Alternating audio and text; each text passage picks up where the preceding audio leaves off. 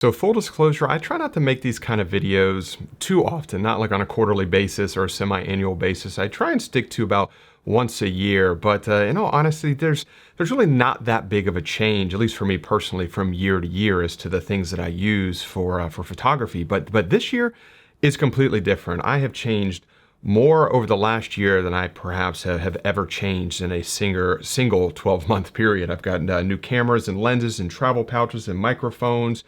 And just there's been a massive change this year. So I'm pretty excited about this week's video.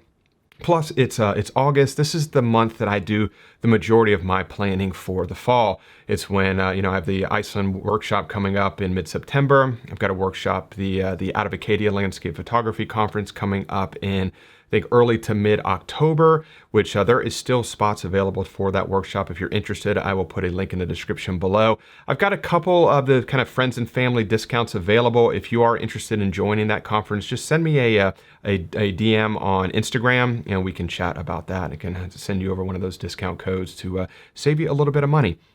But this is the month that I do the majority of my planning for fall. The fall season, it comes and goes so quick, and from my experience, if you don't have a solid game plan in place, it will completely blow right by you before you get an opportunity to get out there and capture it. So I try and get as prepared as possible.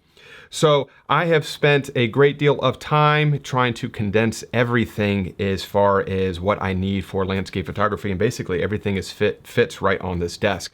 This is all that I bring with me. So I'm going to set a timer here because I don't feel like anybody wants to watch anybody ramble on for 20 or 30 minutes about the gear that they use for photography. So as always, I'm going to try and keep this as short as humanly possible.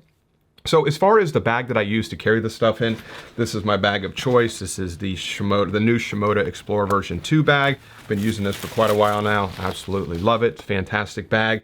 The tripod that I've been using, I use the Really Right Stuff TVC 34L. I also use the Photo Pro tripod as well. And I've been using this new tripod, the new ball head. This is the Colorado Tripod Company, the Aspen ball head. Made a video on this not too long ago, but this has been fantastic. I've been using this a lot lately as well.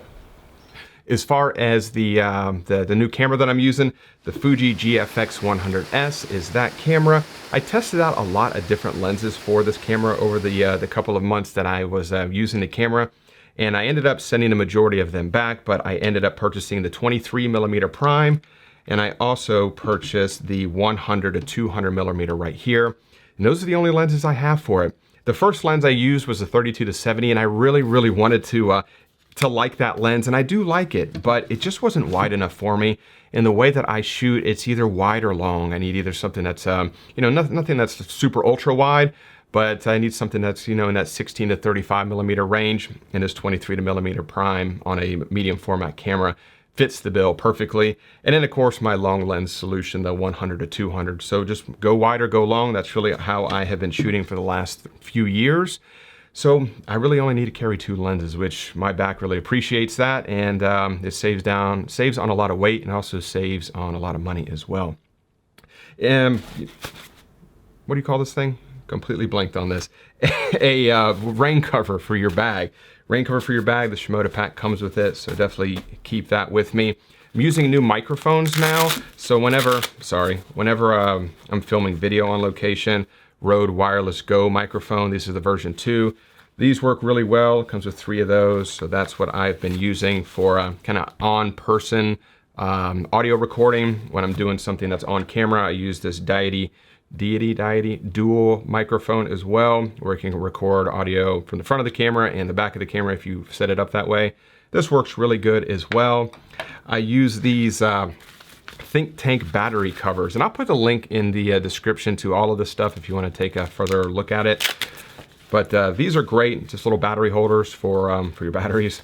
What's cool about my new setup is I use the GFX100s, shares the same battery as the Fuji X-T4 that I'm filming on right now. So that is very nice as well. So only one type of batteries that I need to carry, only one type of battery charger that I need to carry. So that's a good thing. Lens cloths, I put them always in these Peak Design little microfiber bags. And I always use Zeiss lens cloths right here. I think they work fantastic. when you need to, you know, clean them up, just throw them in the washing machine, dry them, put them back in this bag. And I always have lens wipes with me. I'm always shooting near, or not always, but I like to shoot near moving water, especially waterfalls. So I get a lot of waterfall spray on my lens, so I'm kind of constantly wiping them off. So these lens cloths are absolutely critical for my workflow.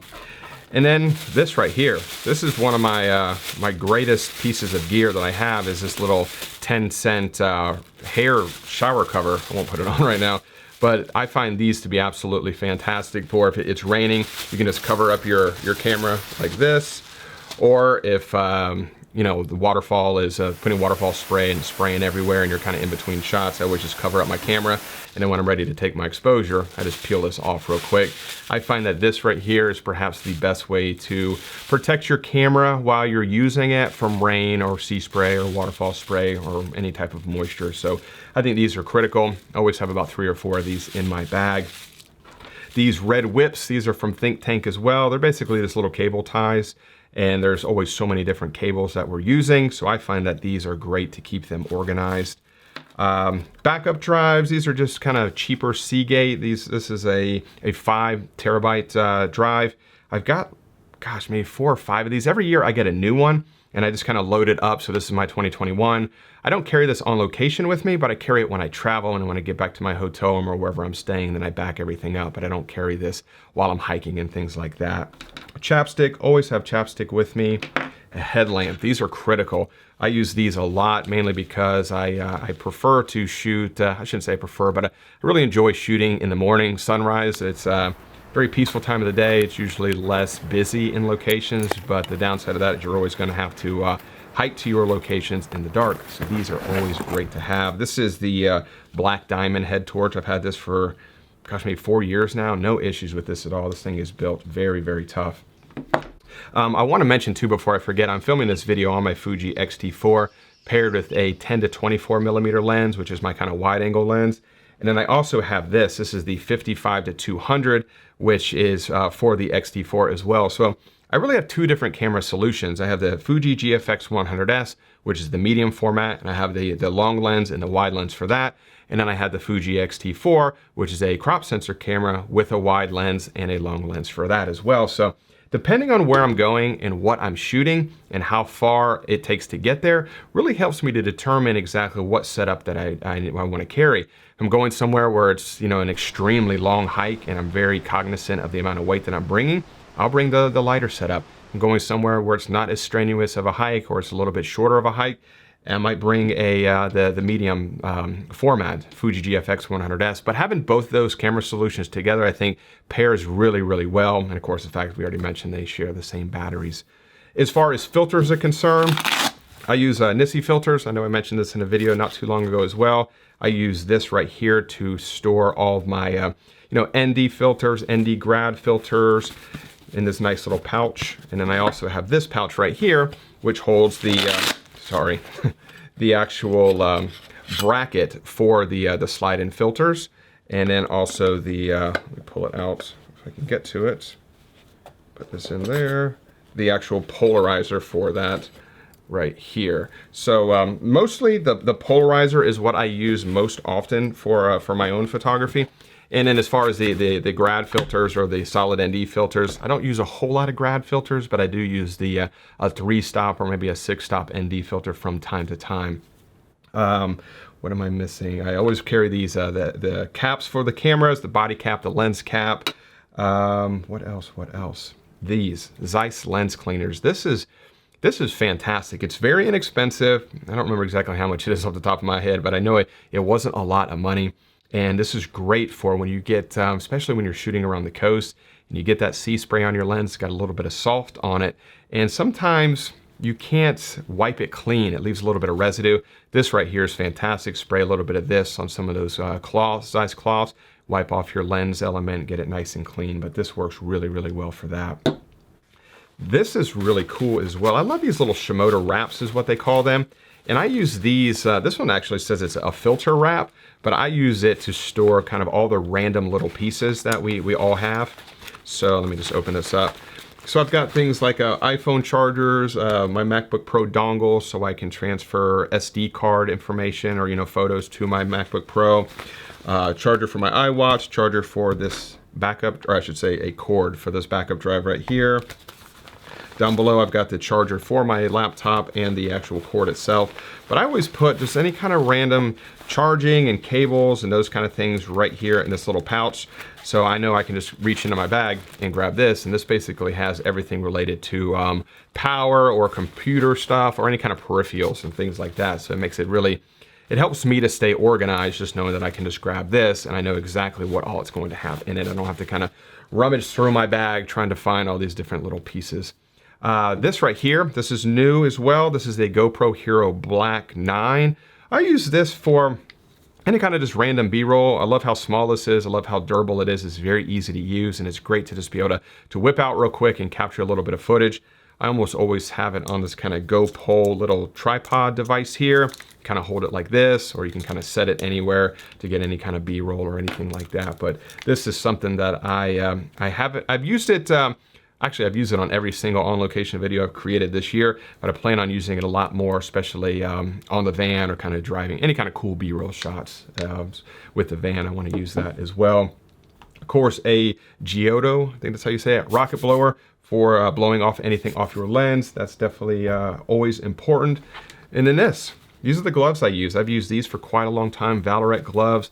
The ones that have the, your finger, thumb and the index finger kind of fold back to expose your thumb. It's got little magnets right there to keep it pulled back. So these work absolutely fantastic. And I've had these for quite a few years as well. Am I missing anything? Oh, this right here, little moleskin carrier. So this right here, whoops.